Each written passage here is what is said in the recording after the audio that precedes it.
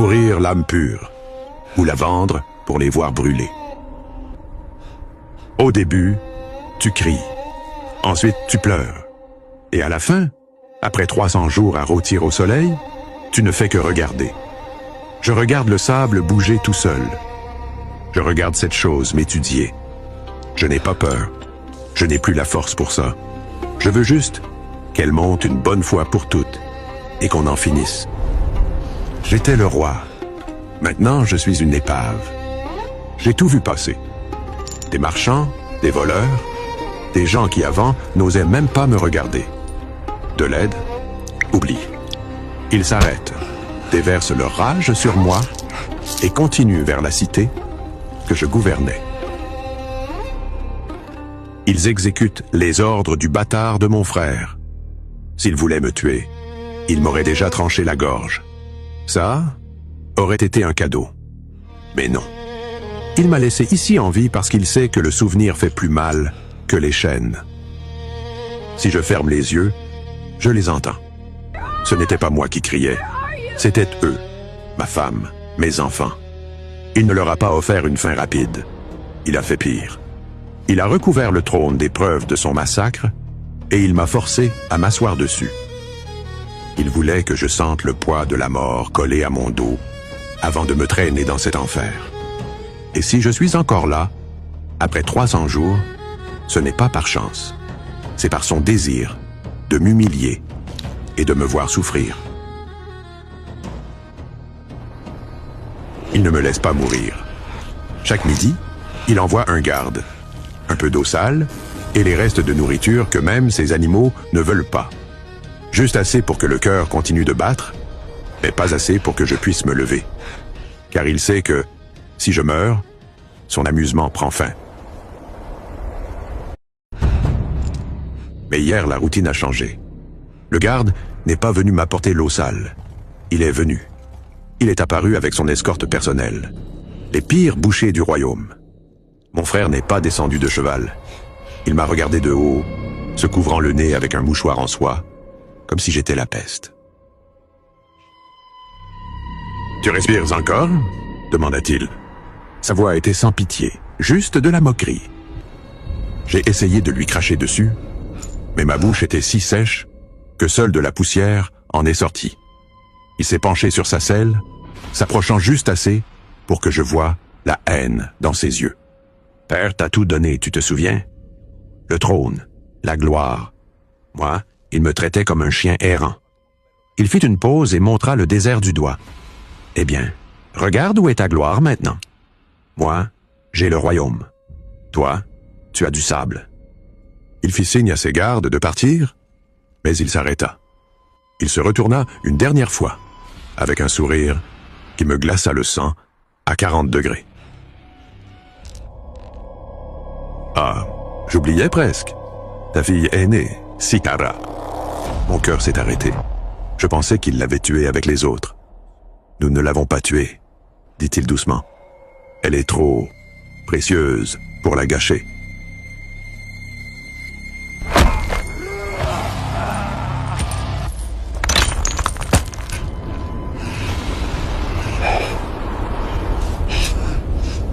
Elle cuisine et sert le vin à mes généraux jusqu'à tomber d'épuisement. Ainsi, elle apprendra par la force que dans mon monde, elle n'est qu'une servante. Peut-être que je l'amènerai bientôt pour qu'elle voie son père une dernière fois.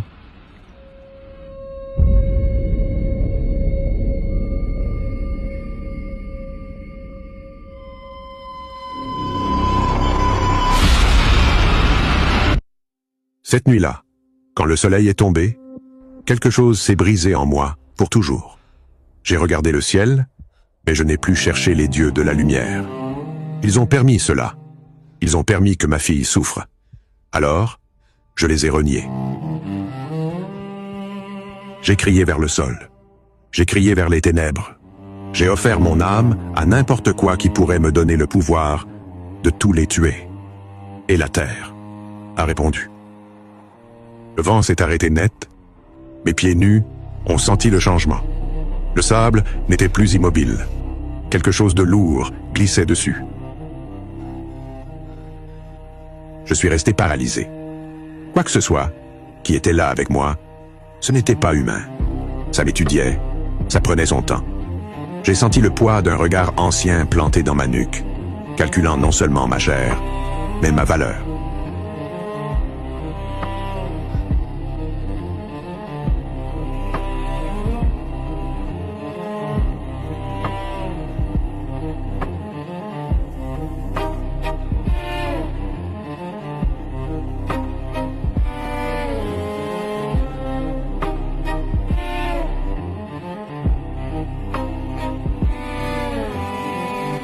Du sable, surgit une ombre noire. Ses crocs se plantèrent dans ma cheville comme des clous brûlants.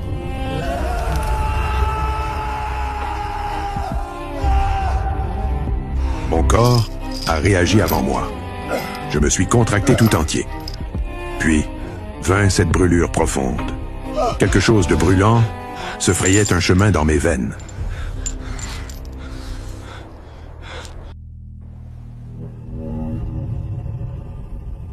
Le poison met 3 minutes à atteindre le cœur, dit-elle, calme, hypnotique, en regardant tomber le sable.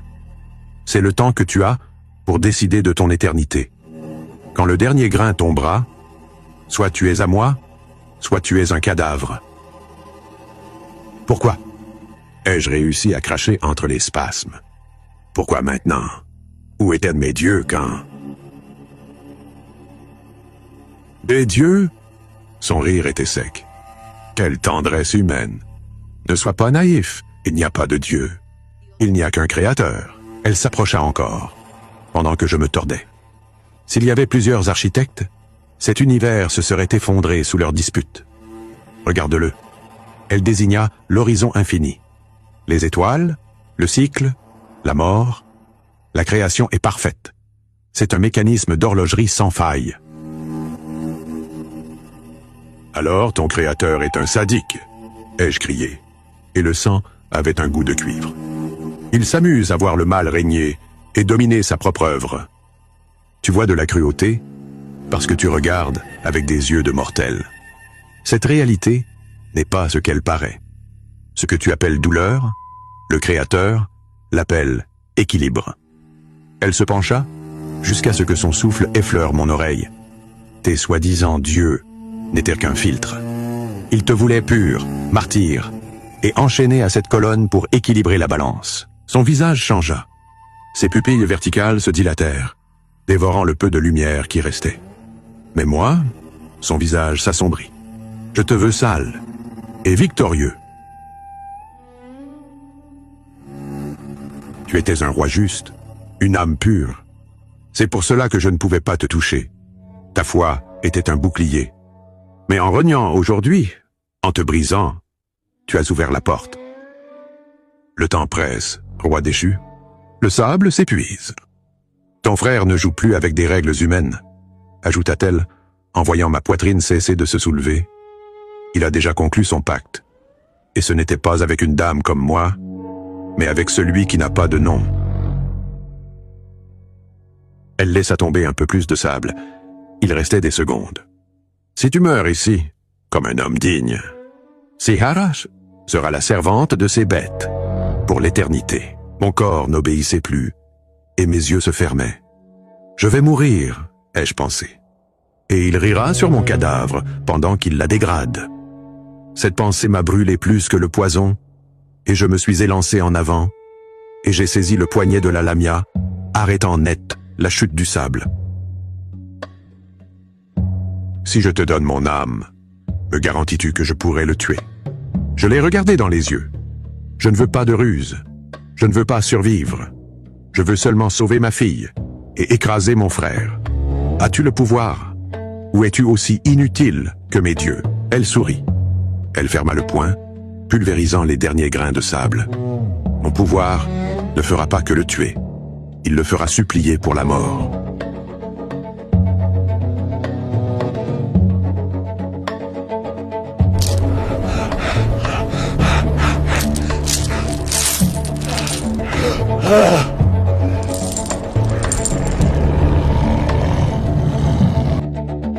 À l'aube, le garde est venu accomplir sa routine avec mon petit déjeuner. l'eau pourrie de chaque jour. Mais en arrivant à la colonne, elle s'est renversée en silence. Il fit demi-tour et courut comme si le diable lui-même le poursuivait.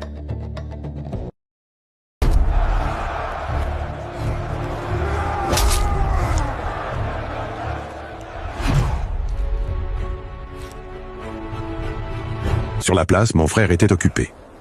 Il était assis dans sa loge, mangeant des raisins, tandis qu'en bas, le bourreau nettoyait la ville des traîtres. Il appréciait le spectacle.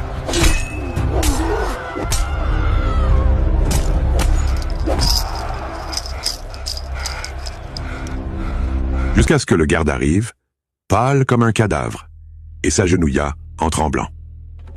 Chuchota-t-il avec des sueurs froides sur le front. « Votre frère n'est plus là. La colonne est vide. » Le sourire de mon frère s'effaça. Il ne posa aucune question. La rage l'emporta sur la raison. Il se retourna et écrasa le pommeau de son épée sur le visage du messager, lui brisant les dents. « Amenez mon cheval !» rugit-il.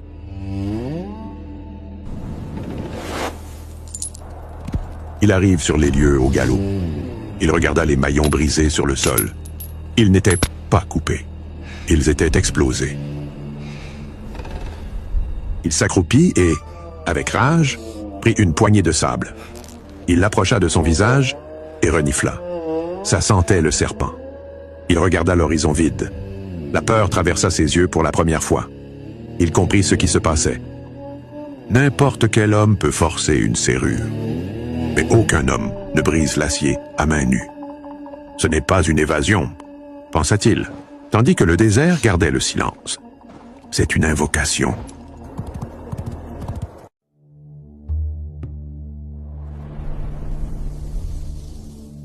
La chute ne s'est pas terminée par un choc. Elle s'est terminée dans un silence absolu. J'ai pris une bouffée d'air. Je m'attendais à du soufre, de la chaleur, de la pourriture. Mais l'air était glacial et doux. J'ai ouvert les yeux, prêt à combattre des démons. Et ce que j'ai vu m'a paralysé plus que le poison. Lumière. Pas le feu de l'enfer, mais une lumière bleue, pure et aveuglante. Je ne voyais pas de roches sales. Je voyais du marbre blanc poli, des cascades de cristal, des coupoles qui brillaient comme des étoiles enterrées. Cela ressemblait au paradis que mes prêtres m'avaient promis. Promis, si j'étais bon. Mais je n'étais pas bon. Je venais de me vendre. J'ai touché ma poitrine. Mon cœur battait avec force. La douleur du poison avait disparu.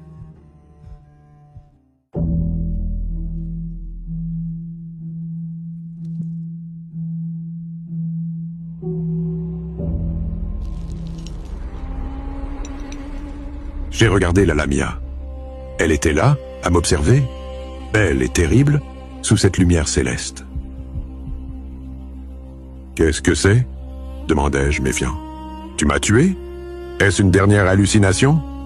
Elle rit. Le son rebondit.